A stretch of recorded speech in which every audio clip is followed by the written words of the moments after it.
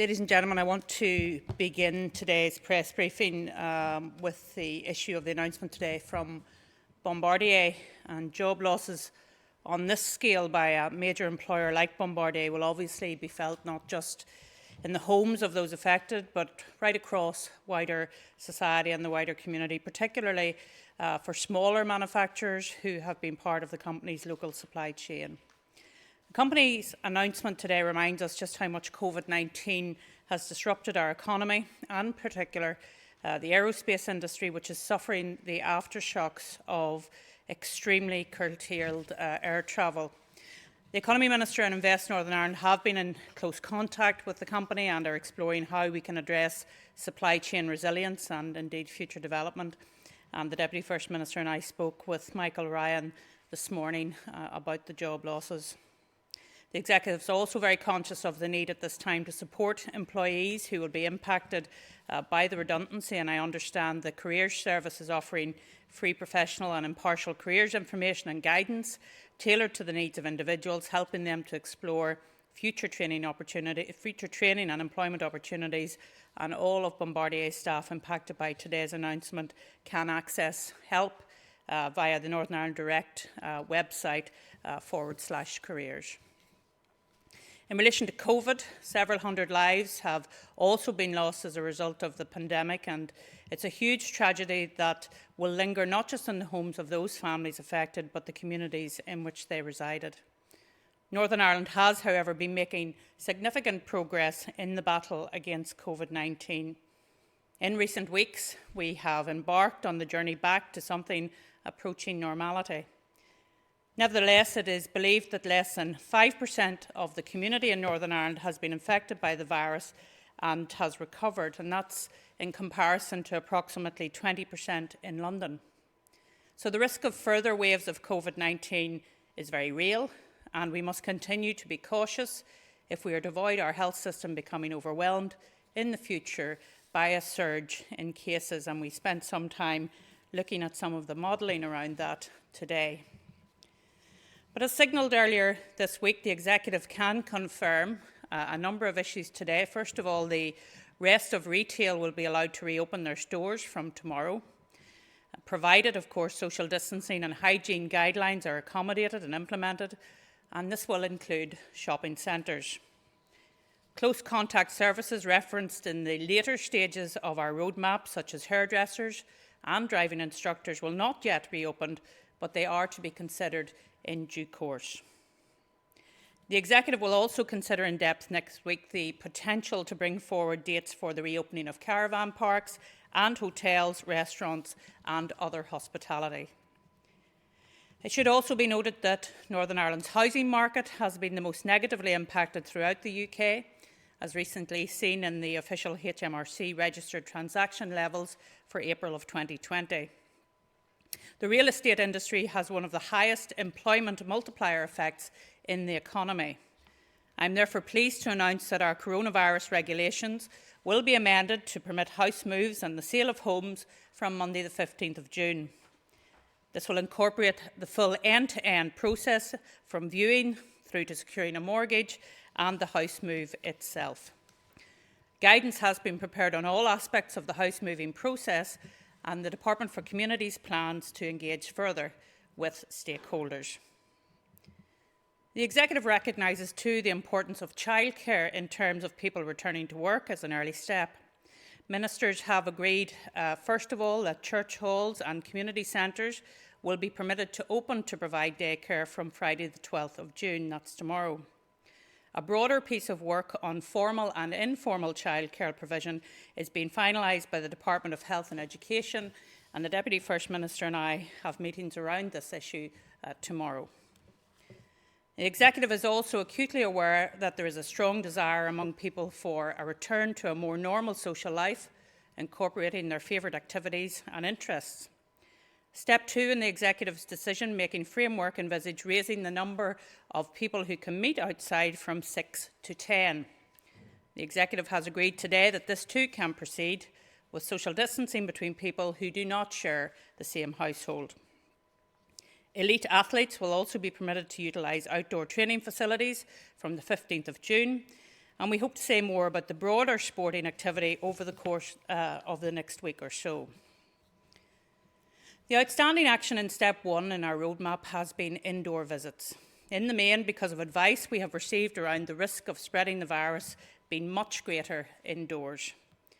We are mindful, however, that almost 30% of homes are single-person households, and we want to minimise the impacts of loneliness and isolation on those people by enabling people to meet in a controlled and straightforward way. So today we are signalling that we are in the process of closing step 1 and taking the immediate step of enabling people who live alone to form a small support unit or support bubble with one other household. This would permit the person to visit, to stay over, spend more time with their support network. However, the person should only have a single household as the support network. And we're suggesting an implementation date of Saturday the 13th of June, and that's to allow guidance to be prepared for those impacted. However, we should make clear that the advice we have received is that those people who are shielding will not be able to avail of this initial easement.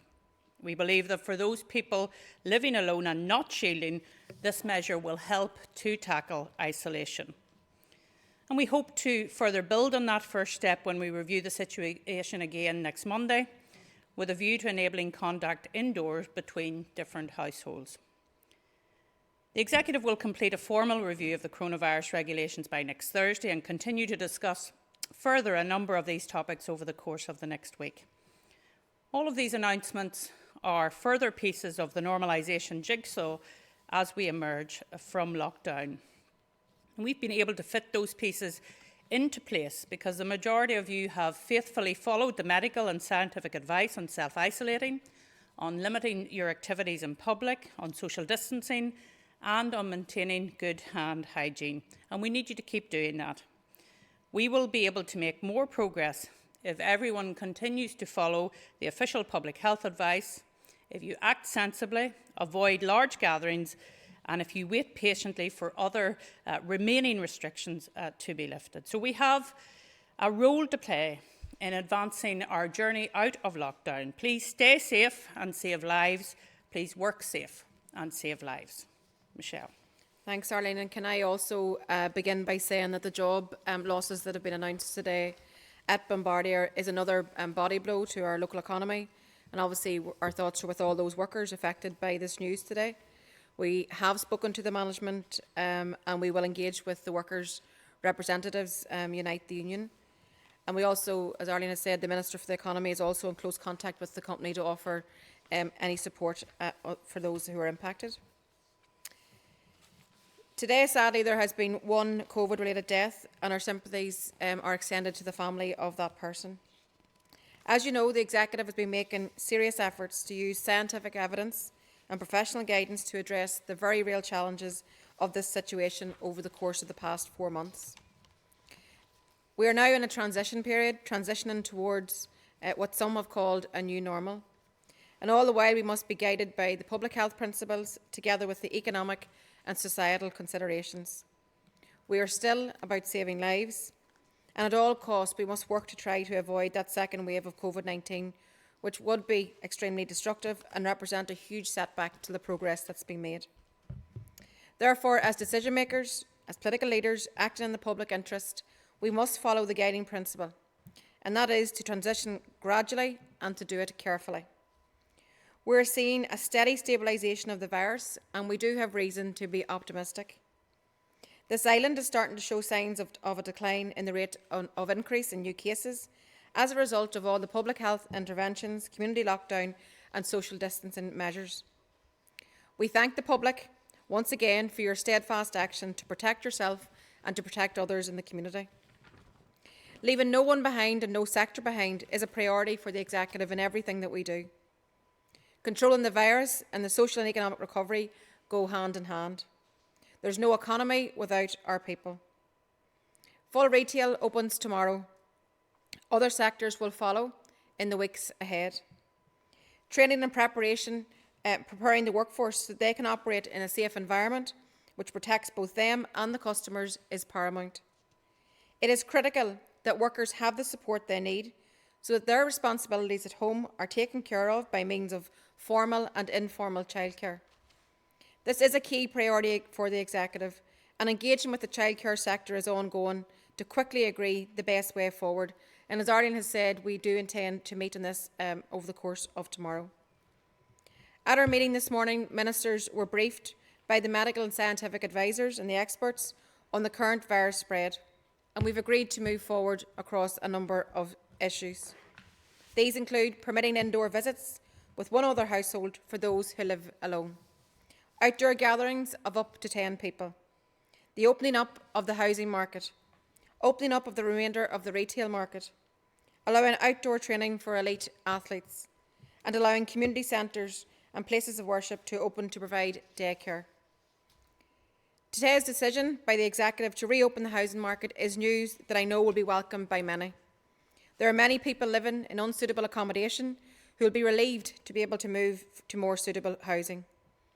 Families in temporary accommodation will now be able to move into the social homes which are waiting for them, and people in unsuitable accommodation can now start the process of looking for a new home. The process of finding and moving into a new home will be different. Everyone involved in the process will have to adapt their normal practices and procedures to ensure that the risk of the spread of the virus is reduced as far as possible. This will include doing more of the processes online, such as initially virtual viewings, use of appointment system and strict infection control procedures before, during and after viewings. Specific guidance has been developed with statutory third sector and industry stakeholders to set out how the new process will work. The move follows extensive consultation by the Department of Communities with stakeholders from across the housing sector under the direction of Minister Deirdre Hargey. So next Thursday will be a 3-weekly review of our regulations. And our approach so far has not been to take decisions based on a timetable or calendar-led dates. However, we are working on the basis that sectors and people need to have the maximum information they need, including indicative dates and timescales, plus guidance where necessary to advise what action should be taken to prepare and to manage things. So we have asked that work is done to give us indicative dates to communicate to you next week. As we start lifting restrictions in a regularised manner, which will gather momentum in the weeks ahead, moving through our 5-step pathway to recovery, we're appealing to people not to return to normal behaviour. Do not take things for granted, and please don't let your guard down. Everyone in this society has played their part in our response to this pandemic and helped reduce the death toll and have flattened the curve of the virus, not least our healthcare workers who have not only been the most exposed to the virus, but the most essential part of the response. I've said before that until a vaccine is found, we must learn to coexist with the virus, which will require community solidarity, it will require caution, and it will require continued recognition that we are in this situation together, but we will also come out of this situation together. Thank you.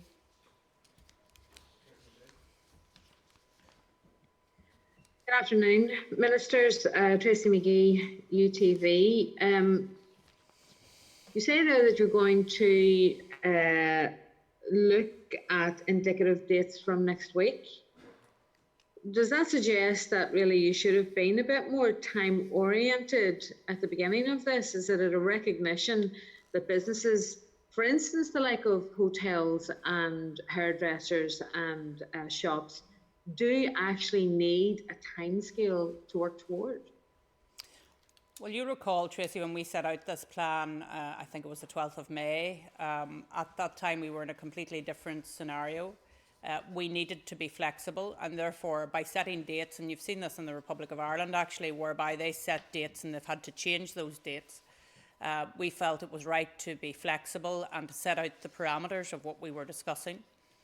We've now got to the stage, and we had a very good and detailed discussion today about a wide range of issues at the Executive.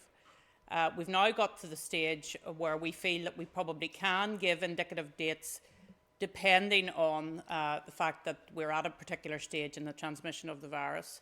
So we want to be able to signpost to people that they should get ready and that they should be putting in place all of the mitigation measures that they need to put in place to open up to the public. So when Michelle talks about indicative dates, that's what we'll be looking at next week, and we hope that that will be helpful. But I think at the start of this process, it was important that we were flexible so that when we could see where the virus was, we could then be more definitive, and that's really what we're saying to you today. Yeah, I mean, I think just to add to that, I think that this is building on our own framework and our own pathway to recovery. This is totally in tandem with what we set out. I think it's important that the public know we have a plan, and we certainly do. So what we're saying today is that as our next step forward, where we are at now in terms of disease spread, that we think it's right and proper that we should, where we can, set out those indicative dates to allow everybody to plan. But let me be very clear, everyone should plan, because we are going to be at a stage, at some stage over the next weeks and months, where businesses will be opened. So to everybody out there who's waiting for a date, which we absolutely understand, and that's why we want to do that next week, our message would be that everyone should start to plan and prepare for whenever they are able to open again. And paramount to all of that has to be safety for both the staff, the customers, and all those that would use the premises. But we're very conscious of the fact, and we're both inundated, and indeed probably all elected reps are, from our hairdressers, from beauty salons. Everybody wants to know when, and we absolutely understand that. So what we've asked for is a piece of work that allows us to give that indicative date, albeit always guided throughout all this with the disease spread where it's at any given time. And there's a great debate going on at the moment about the 2 metre, 1 metre rule, particularly for hotels and for schools. Yeah. Was there a discussion at the executive about that? Has there been any decision made? Well, there was a very detailed discussion about that issue today at the executive. Obviously, people have a lot of questions around what we need to do to facilitate schools and our tourism sector, and indeed many other sectors, just daily living. Because as Michelle has said, we are living with the virus. We're going to be living with the virus for some time to come. As well as talking about the 2 metre, 1 metre rule today, we spent a little time looking at what if scenarios in terms of what if the R number went above 1 again. What would that look like in terms of hospital admissions? What would it look like in terms of people in ICU? And that's something we always have to keep in the back of our mind, Tracy, because whilst, of course, we want to open up and want to get back to normality, we have to say to people as well that we do have to be cautious, and we do have to take it step by step, because it's all about the cumulative impact of these relaxations, so that we don't cause the virus to get to a situation where it's transmitting again in the community. So yes, we had a very good discussion around that issue. We will revisit that again next week, particularly around schools, particularly around tourism, but indeed many other sectors as well. And just, yeah, it was a very detailed conversation. I believe it'll probably be a conversation we'll have on every week at executive level.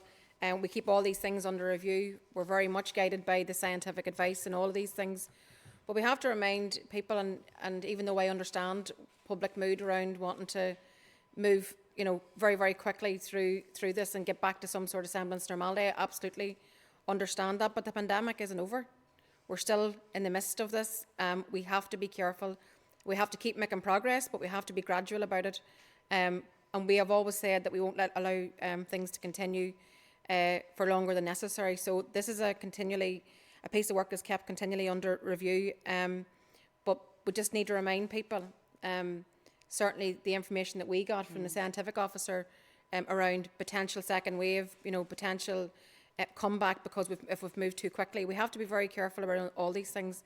But we will work with everybody to try and find a way forward and continue to keep making progress.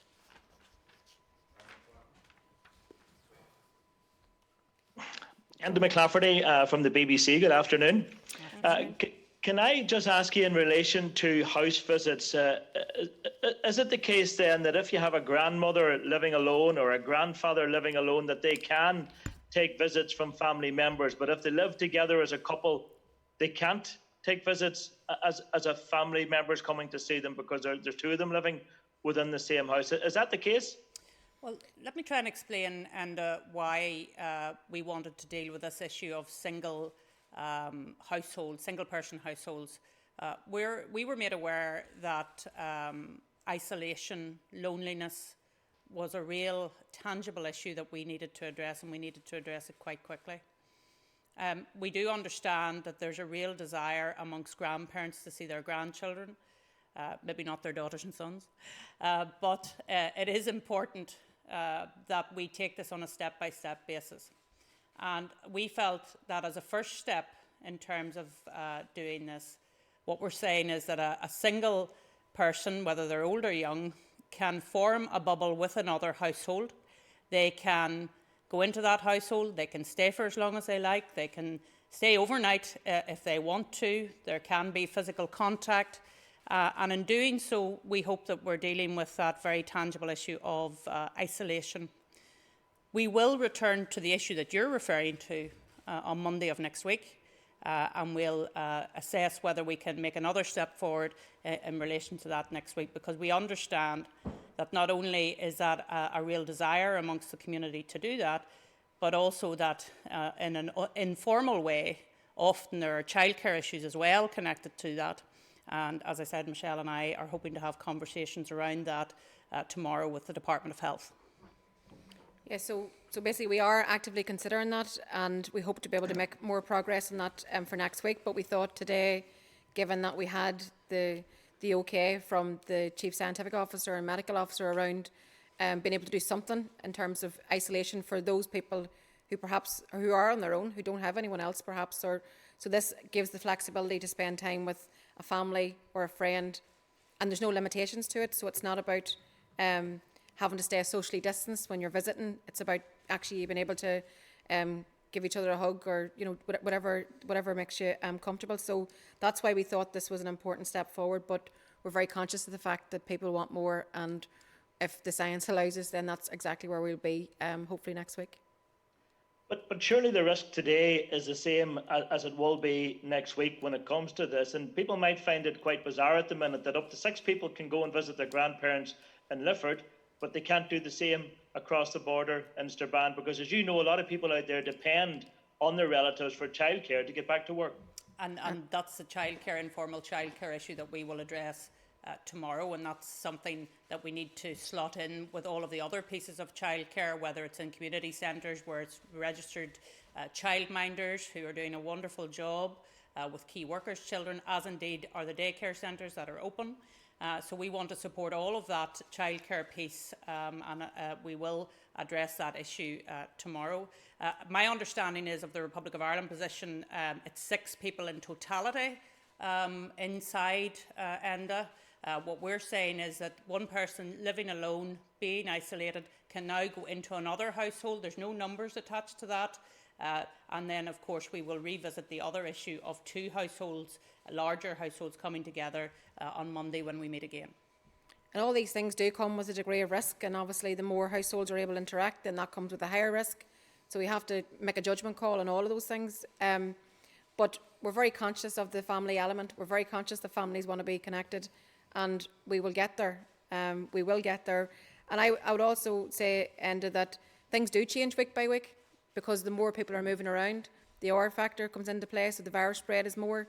So we have to continually keep those things under review.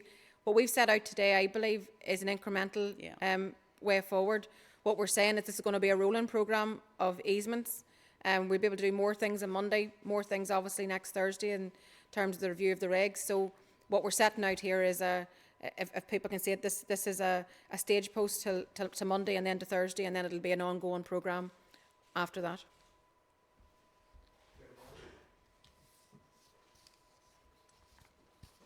Afternoon, Ministers. David Young from PA Media. Just going back to the Bombardier issue, if you don't mind. The unions today have been critical both of the executive and of the UK government. Firstly, how do you respond to the charge that the executive has not done enough to protect the aviation sector, given the pressure it's under at the moment?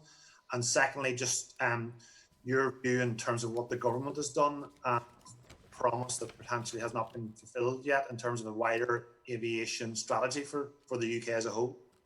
Well, first of all, David, let me say we did have a good detailed conversation with Michael Ryan. It was our second of the week this morning.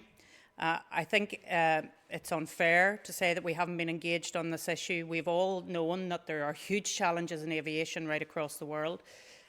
You will know that Rolls-Royce laid off 9,000 people a couple of weeks ago, and that was in response to what's happening in the aviation sector. Unfortunately, we've seen Thomson Aerospace do something similar in terms of the jobs lost there. And that's because flying across the world is down by 90%. 90%. So, of course, that's going to have an impact across the sector. And Bombardier made an announcement last week, mostly impacted its North America piece of 2,500 jobs. And then we had the announcement here in Belfast today. I think that the furloughing scheme that came forward from the UK government has been of great assistance across the aviation sector. But let's be honest, in terms of building the sector up again, in terms of people flying across the world in the manner they were in January of this year, it's going to take some time. So what we need to do now is to work with Bombardier and indeed the whole supply chain across Northern Ireland to try and build up the sector, invest in research and development so that they can be there at the top of their game to move forward and to build for the future, and indeed to look at diversification opportunities as well. So we'll continue to engage with Bombardier. They are still very much a structural part of the economy here in Northern Ireland, and we'll continue to help them in any way that we can. Yeah, I mean, just to agree with all of that, and, you know, we all understand that the pandemic has massively curtailed international travel, and Arlene talked about the 90% drop, so that's going to be significant for any industry to be able to survive that.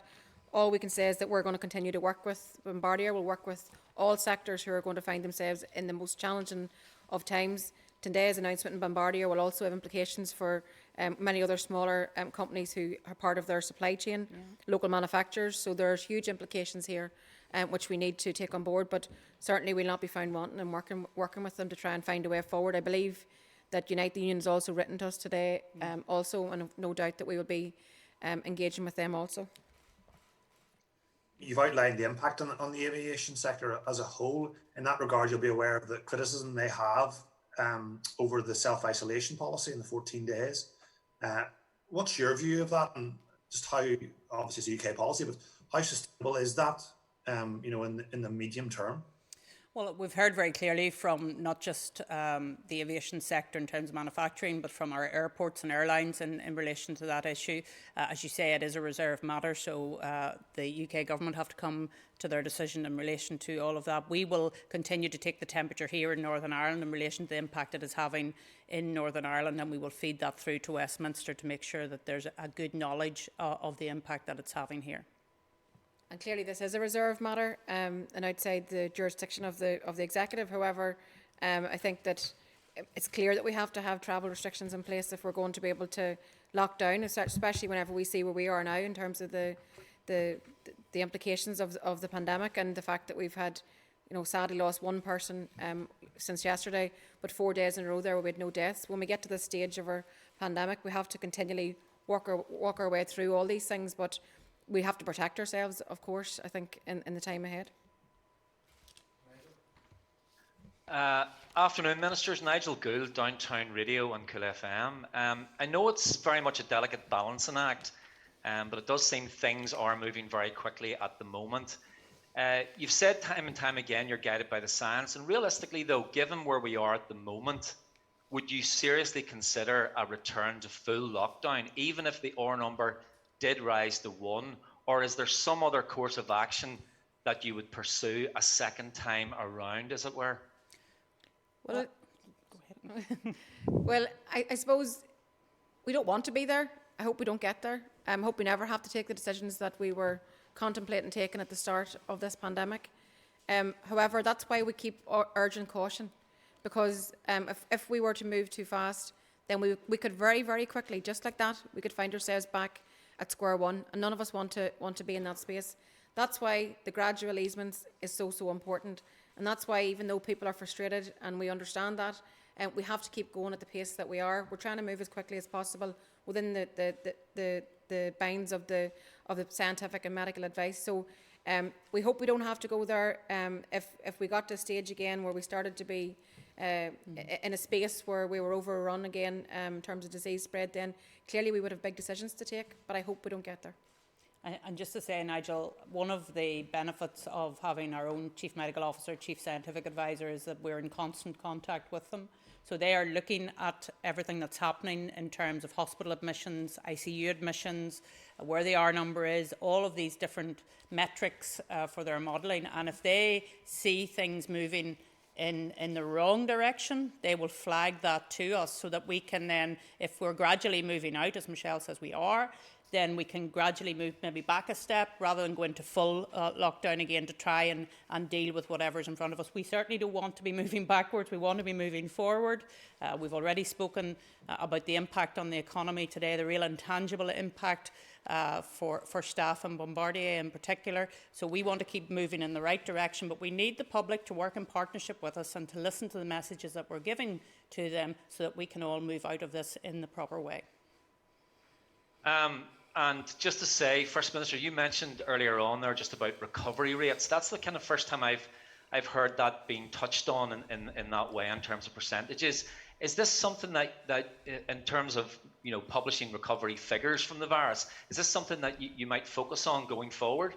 Well, that's the total in terms of people who have had the coronavirus and have recovered from the coronavirus. Obviously, sadly, there have been 538 people have died from the coronavirus in Northern Ireland. But if you look at the number of people who've had the virus and who have recovered, as far as we know, because there are plenty of people out there who may have had the virus and been asymptomatic, that is less than 5% of the population of Northern Ireland. So that means that if the R number was to rise dramatically above 1, then the virus would begin to spread again. And because so few people have had the disease, that is a concern. So we're taking all of these steps in a gradual way because we believe it's the best way to protect the population of Northern Ireland. I know it's frustrating.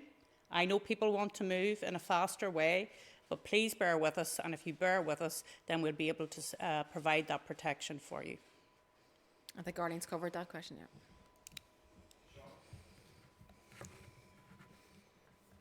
Yes, Yeah. Shauna? Yes, go ahead. Brilliant. Okay. Hi, good afternoon, Ministers.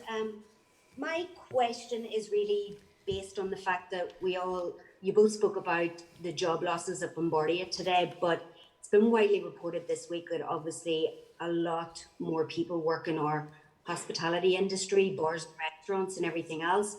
And I know that's a bit down the line, but I was wondering, because the issue cuts across so many departments and obviously the police and licensing laws as well, is there any work going on behind the scenes to perhaps maybe look at a different way of doing that in the future? For example, allowing bars and restaurants to take over footpaths or maybe close roads that they could use that space so that people could maybe in the future go out, meet their friends, but in a socially distanced, safe way, because it seems that we're going to be in this position for a long time, and obviously those sectors are keen to get back to work as well. Yeah, that is something that we're actively looking at. I think that it's important that as we go through the weeks and months ahead where things are going to continue to be different somewhat, I think there is an opportunity for us here right now to look at developing the cafe culture.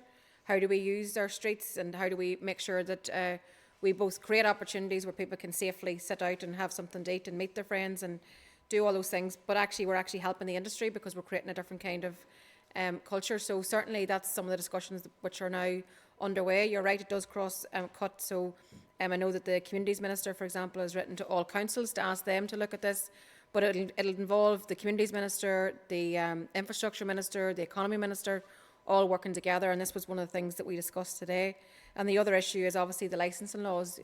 Can that be looked at? And I know that the Communities Minister intends to bring forward legislation around that as well. So there are things that we can do that are practical support that will actually make a real difference to the industry in the time ahead.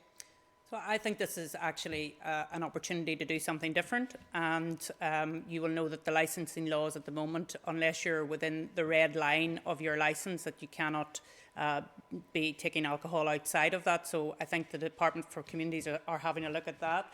They're also, from the Department of Infrastructure point of view, looking at the whole issue of roads, pavements, and then the Department for Economy is working with the Tourism Task Force to see what it is that we can do differently in a fast way, because we're doing everything in a fast way this past couple of months, and just to react to those circumstances. We will, of course, have to engage as well with disability groups in relation to how it would impact upon their movement, because we don't want to restrict any of our citizens. But I think it is actually something new and innovative, and it's something that we should look at.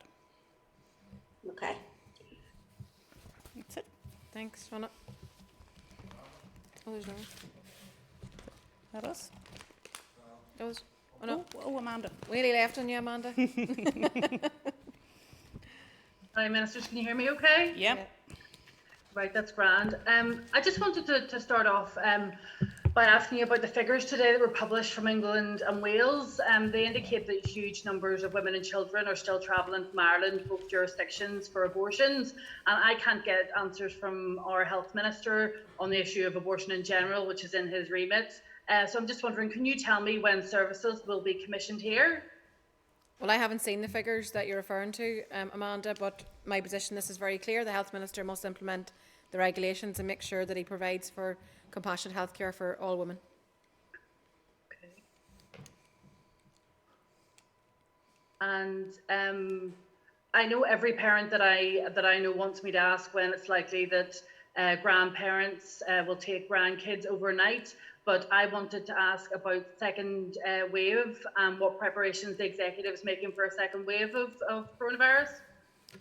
Well, we are absolutely alert to the possibility. I hope it is only a possibility of a second wave, and that we can very much keep on top of where the virus is and keep pushing it down, Amanda. And that's why when I say our engagement with the Health Minister, with the Chief Medical Officer, the Chief Scientific Advisor is a very intense one. That's for us to know exactly where the virus is at in the community, what relaxations we can take on the back of that, and then to make sure that we're not moving in too fast a manner that would cause the R number to go up above 1 and then cause the virus to start transmitting again. So we are very alert to the possibility, and I hope it is a possibility, of a second wave. And I think the Health Minister this week announced a plan in terms of recovery of the health service. So how do you start to bring the services back that the people haven't been able to avail of? And part of that planning is, one, how do you get back to some normality and provide the care that people need? At the same time, how do you keep the capacity just in case that we have a second wave? So there's going to be a challenge in that. So I know that he had set out a plan that looks at doing things in blocks of 3 months. But I know certainly that many people out there, particularly with, for example, cystic fibrosis or different specialists who need specialist care, are really, really eager to get back to their normal clinics and their normal thing. And we support that, and we want to get there quickly, at the same time trying to be prepared just in case that there is a second wave.